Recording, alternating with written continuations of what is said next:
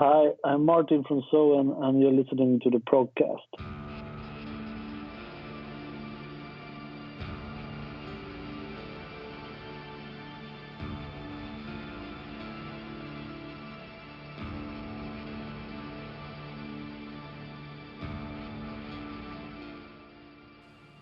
Welcome back to another episode of the Progcast. Today, calling from Sweden is the wonderful Martin Lopez from Soen. Hi, Martin. Great to have you on the show. Hey, Dario, how are you? I'm doing well.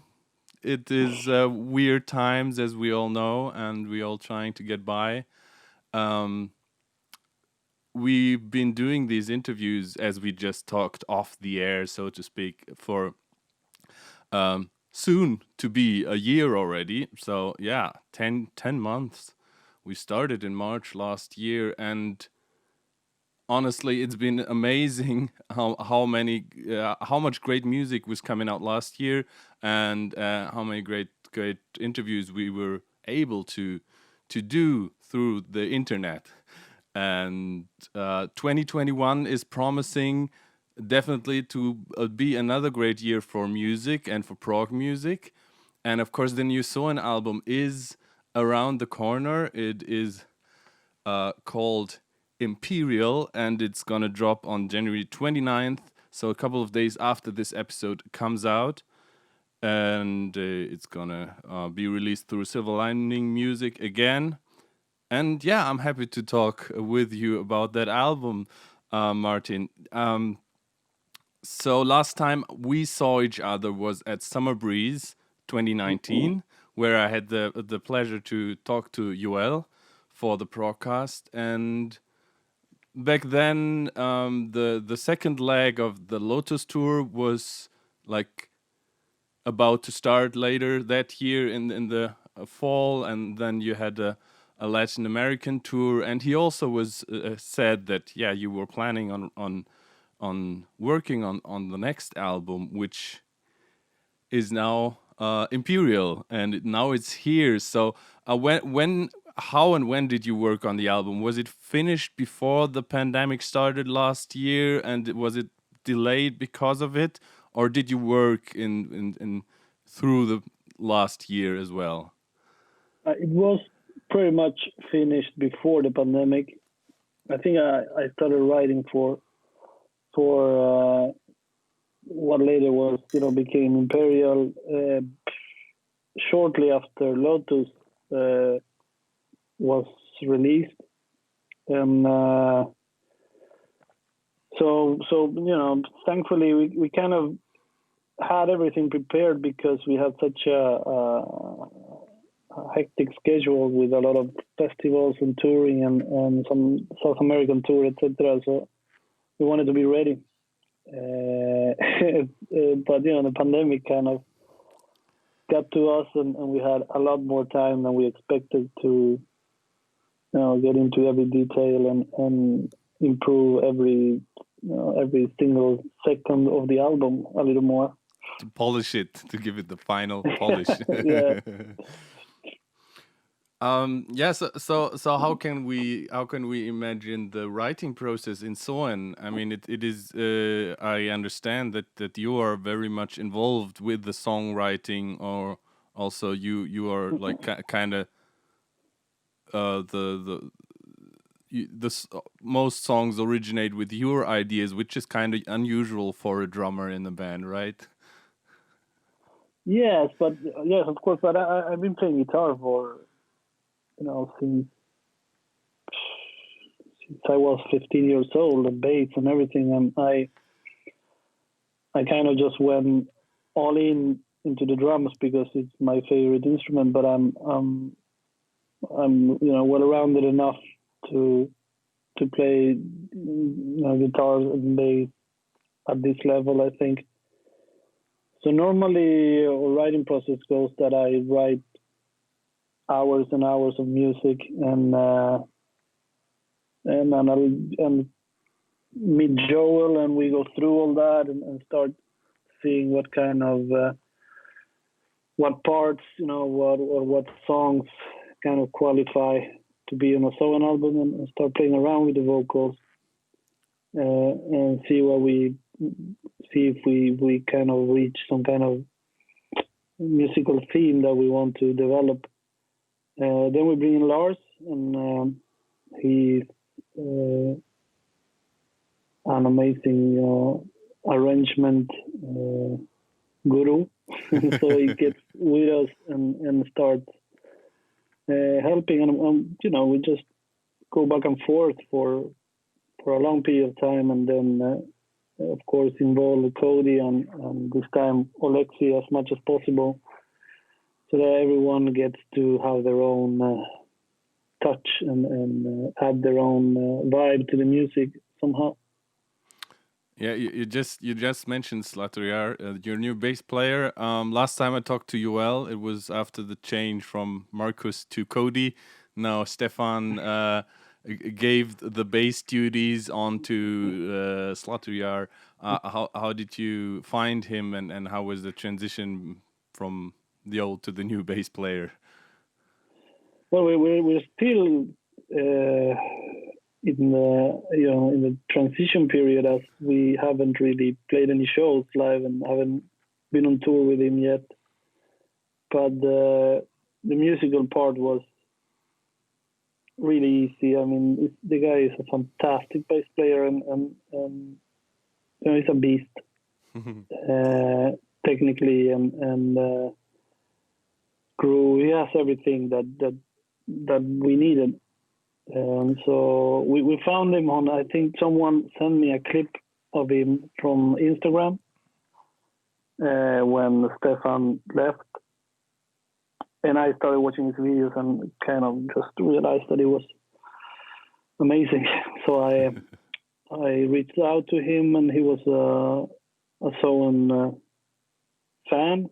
So he was really into the idea of trying out with us, and we just sent him some files, and it didn't take much time before we realized that it was the right guy for us. Are you all living in Sweden, or because I have no idea about Cody's background either? I just realized, are they living in different countries, or are? Yeah, we are quite international. I mean, Lars, Joel, and I are living here in Stockholm, really close to each other. Then Cody he lives in Canada, Ottawa. And okay. Slatoriar is from the Ukraine, from Kiev. So writing the album, due to all restrictions, they couldn't fly over. We had to do everything through by sending files. But it worked, as well as it could. But yeah, we are quite an international band when it comes to that.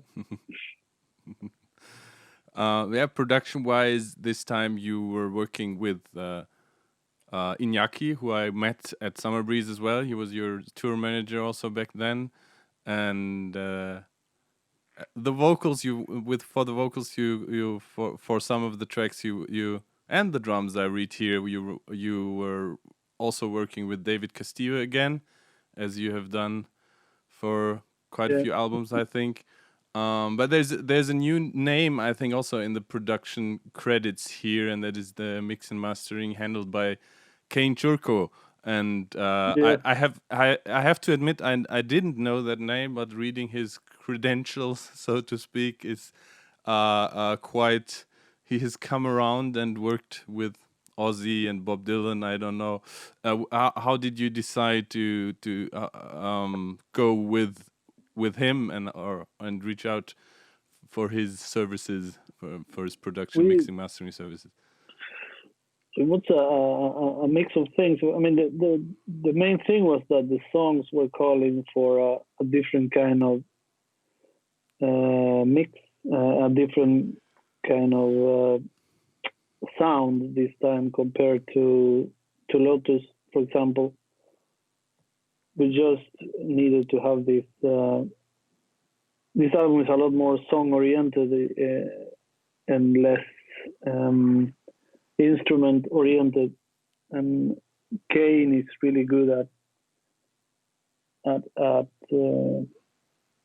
making that happen, and kind of just removing anything that can be in the way of the song and the message. And it's really good at just making the audience focus on the song instead of focusing on the drum on this part, the bass on this part, the guitars on this part. Is more of and we felt that this album was really calling for it. So we went ahead, and it was very different from what we're used to, and it was really, we learned a lot about different styles. I mean, this guy is more of the American school, and I'm used to the European school of mixing, where everything is when they somehow kind of just have a different approach, and it was really different, and we really liked it. So we're really happy with how it came out. So I think that we made the right choice.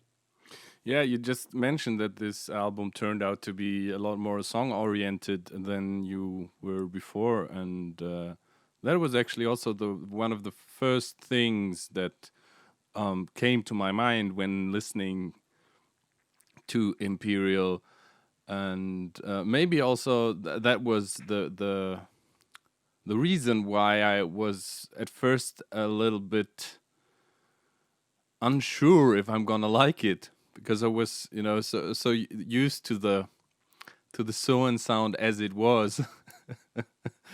Yeah. So. No, it's understandable, and it happens. The thing with music is that as a musician, you need to keep yourself inspired, and you need to feel that you really do what you want to do.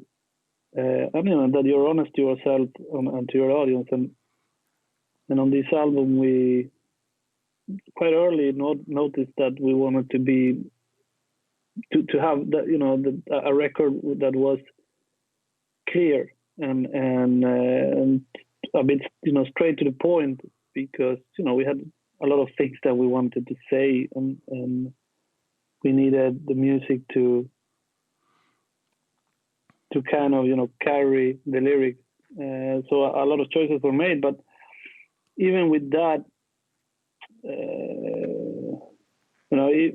whatever choice we made, I'm very confident that this is our best album so far, and everything that you had in our previous records, or in Lotus at least, the technical parts or the more adventurous parts, soft parts, everything is there. It's just presented in a different way. A little bit more, to the point and precise. Yeah, yeah. You mentioned a bit more metal, to be honest. It feels like more of a metal album, and I don't know. I think in the prog scene we are used to bands going the other way. Everyone goes more into art pop or pop or jazz or 70s. That's very true. That's very true. Yeah. Yeah, but we are metalheads. We started with Slayer and Metallica and Sepultura and stuff like that, and we kind of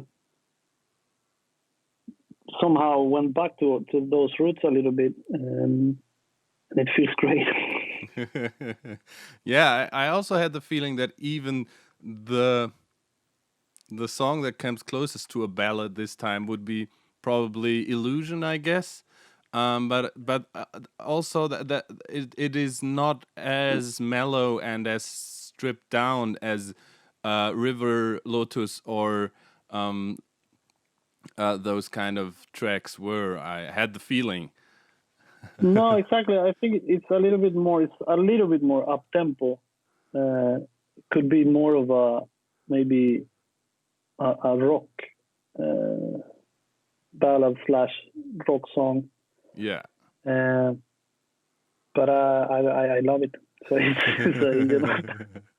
Well, a little bit more down tempo would be the epic Close of Fortune, and there's some string arrangements coming up in this song that gives some beautiful texture to it. Did you record the strings for real, or is it sampled? We recorded them for real. Lars made an arrangement. We worked on that song for a very long time. And, I mean, we had it in different. We kind of wrote it in different styles. It was a metal song. It was a really. Then after that, it was a really down, clear ballad. Then we made it more of a kind of 80s rock ballad, and we just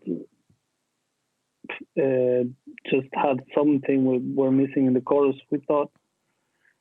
So I talked to Lars, and he wrote this amazing arrangement, and we recorded with the string quartet, and who really kind of helps a lot. It lifts the chorus to a bit higher than what it was before. Yeah, I can absolutely agree to that. I love that little detail. 2 singles were released so far. The first one was Antagonist last year already, and then Monarch with 2 very, very epic videos. Well, the video for Antagonist were more tongue-in-cheek, I would say, and very, very different from the Monarch video.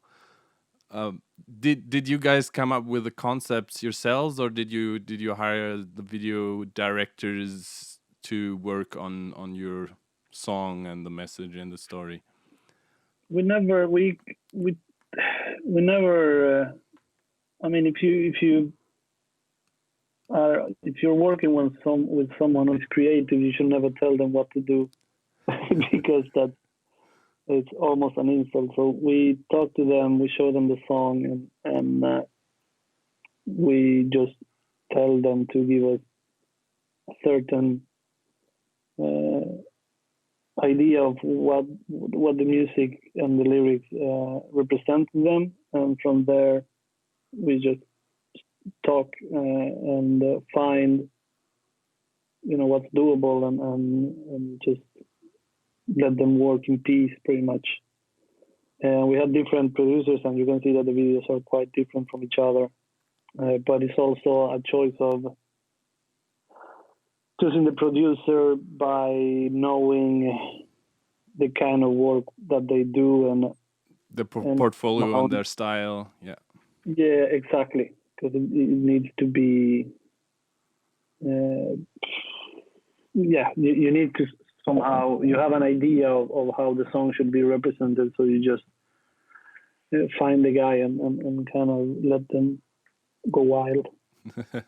let them add their magic to the complete package that is Imperial. Also, the artwork is very, very Soen, but very simplistic this time with the snake, and I would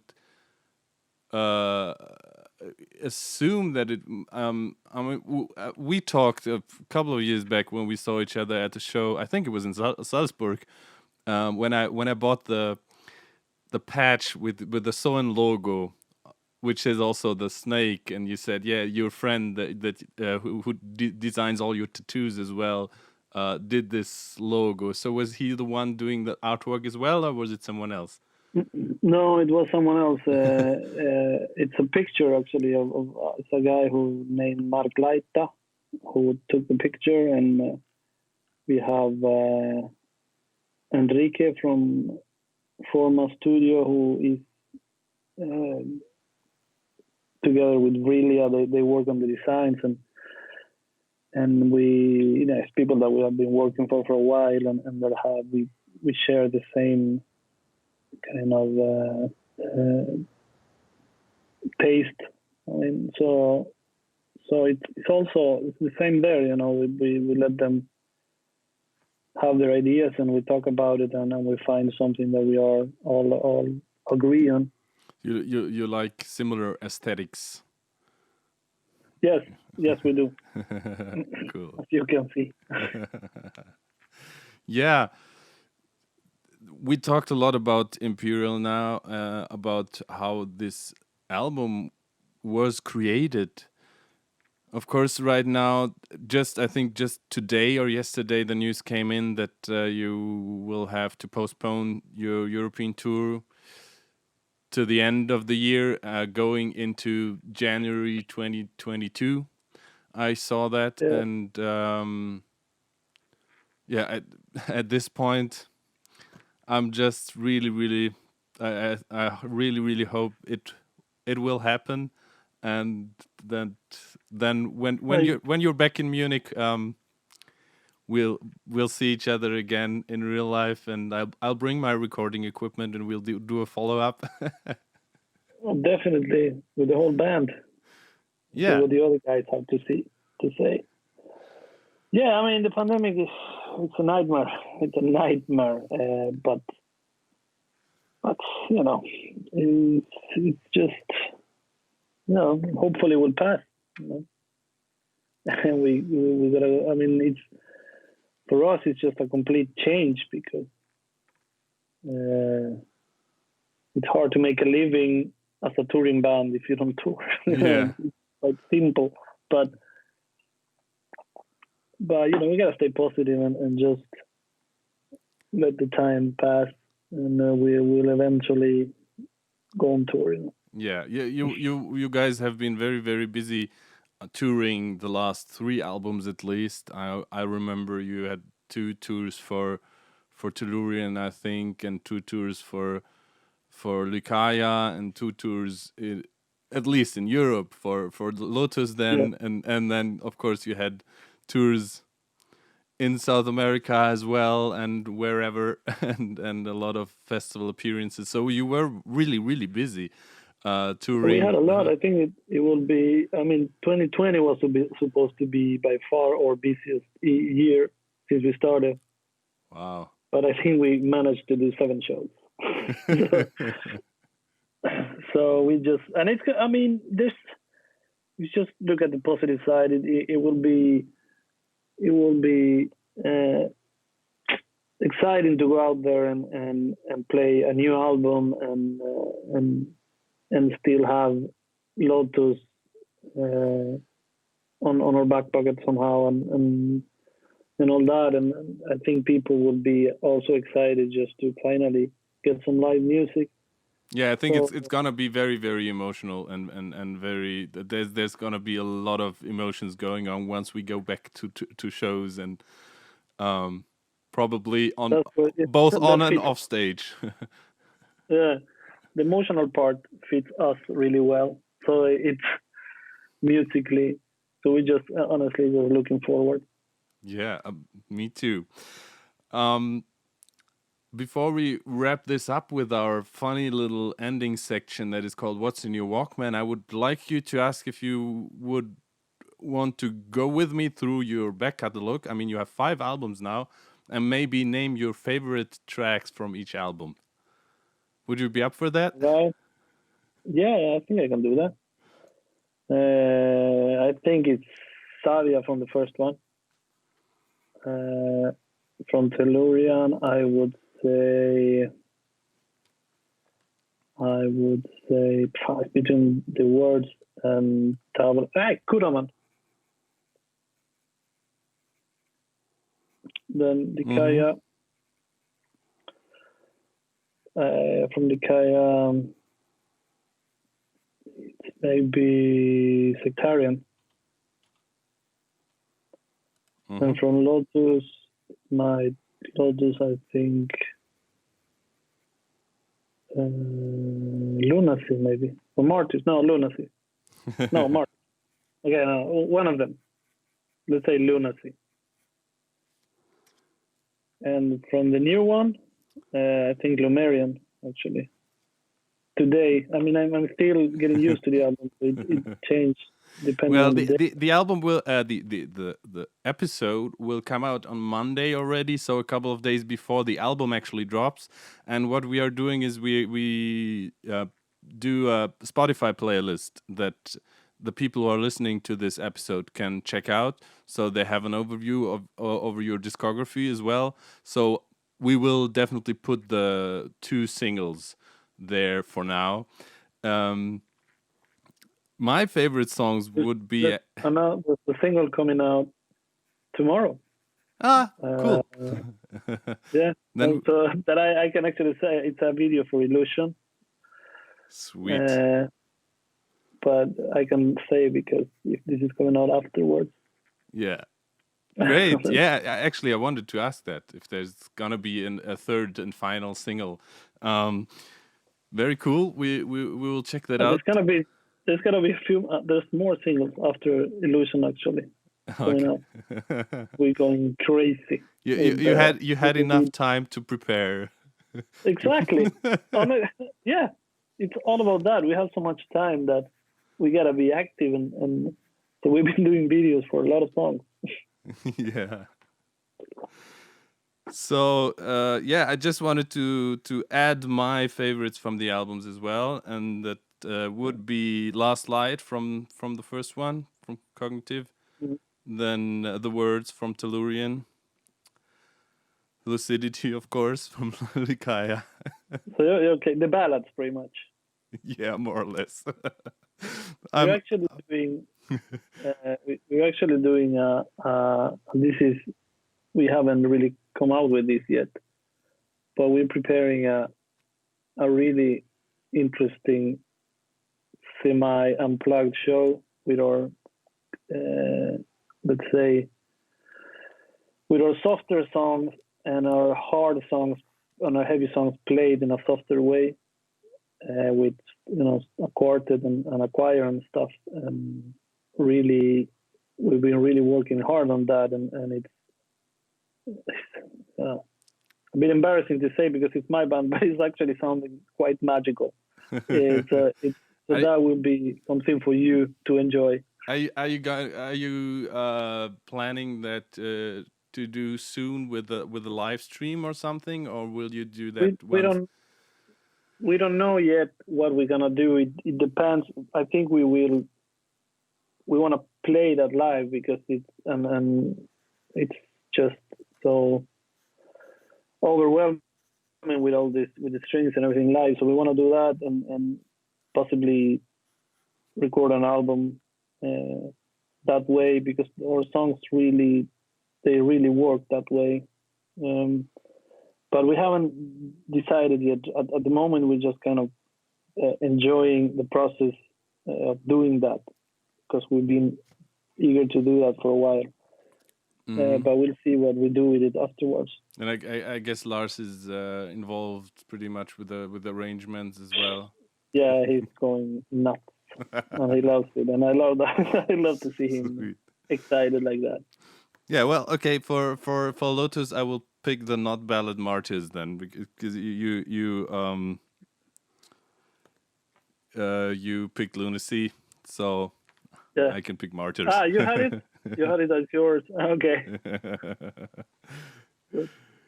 Yeah, cool. I just teased our little ending section a bit already, and that is called "What's in Your Walkman." So after we talked a lot about Soen, I really always love that part to ask my interview guests what they've been listening to lately, if they have anything that they want to recommend to their fans and to our listeners. Again, I'm gonna check actually right now on my Spotify what am I listening to. That's okay. Yeah. You're not the first one to do that. It's the new Wheel album. Yeah, I actually have that. I mean, it's not out yet. It's gonna come in March, I believe, and I always bring also around 3 songs always to this section, and one of those would have been the newest Wheel single, Yeah, but he paired something Hyperion. Let me see. I thought I had it here in my playlist, but I don't have it there yet. Interesting. Keep It Real. Yeah, Hyperion. Hyperion, yeah. Yeah. Well, I had in mind that it was 9 minutes long, but it's even 12 minutes long, even more epic. I have listened to it once, and I have to listen to it again. But yeah, they're fantastic. Another band that you guys toured a lot with, but before Wheel, was Lizzard, and they also have a new album coming out. Lizzard from France. I love Lizzard. One of the best live bands. Yeah, they're so cool. around. They're so amazing. So I've been listening to their album a lot, and besides that, I think I've been mostly listening to all the I don't know. I have like an old heavy metal period kind of. I don't know. It's just relaxing, you know. Kind of going German, Scorpions and stuff like that. It is what it is. Cool. Yeah, my third entry would be another Swedish band that I recently. Well, the new Katatonia also. Sorry.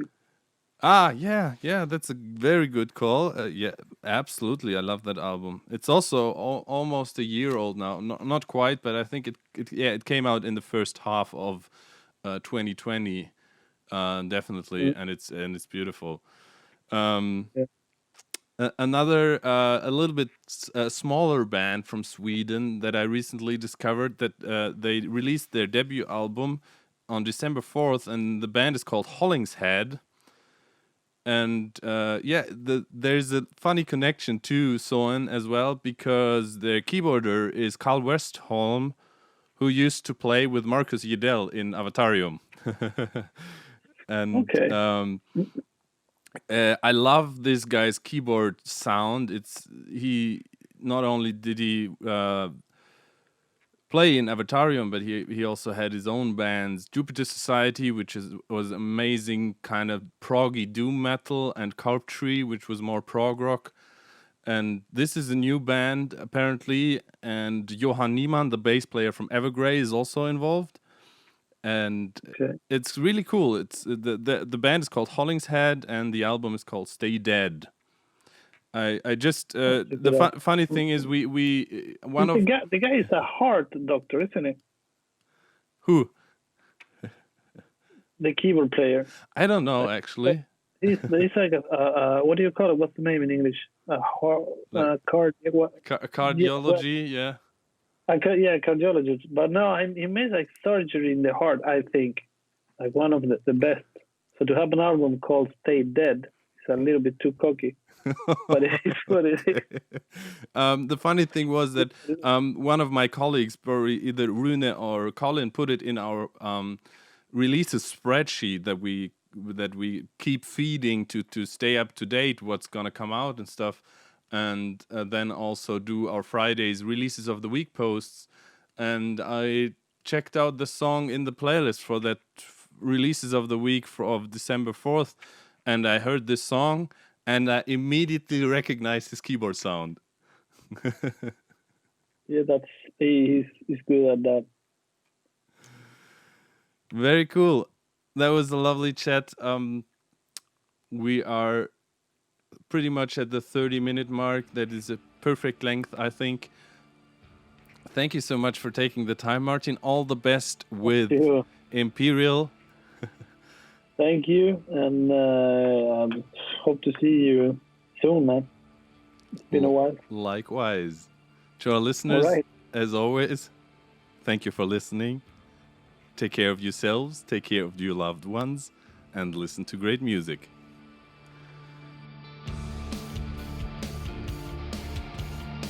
The Progcast is a production of Stuus Media and is presented by the Progspace. It is produced by Randy M. Salo, Janine Stengel-Lewis, Blake Lewis, and Dario Albrecht. Our theme music is by This Is Not an Elephant. And Van Kirsch does our graphics. New episodes of the Progcast drop every Monday and Thursday. And don't miss our Friday Top 5 episode where we discuss our favorite new releases from that week. For more interviews and reviews in the written form, check out theprogspace.com.